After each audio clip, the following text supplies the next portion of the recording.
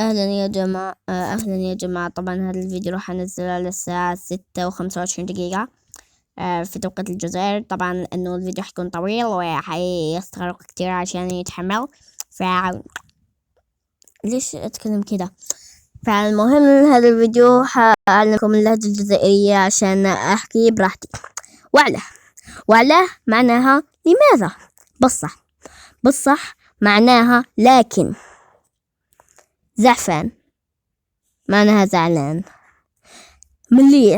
مليح معناها منيح. ايش برك فقط. بالك هي على حسب الفايب معناتها.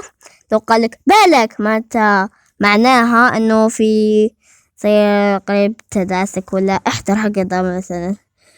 فقال لك بالك معناها ان ابتعد قليلا، دعني اجلس يا ابن اوكي امزح.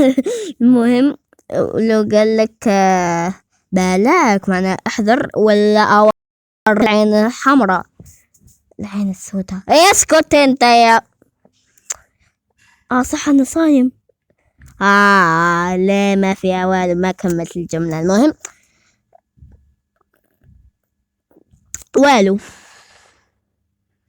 والو معناها لا شيء، حرفيا معناها لا شيء.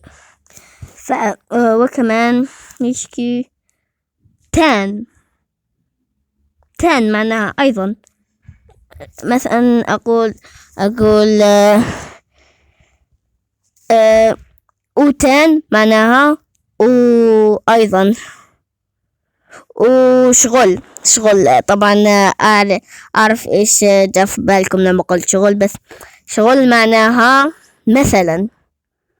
ولأنه أنا صايم وأخاف أسوي شيء في الفيديو كده يخليني أفطر، فنزحت. باي.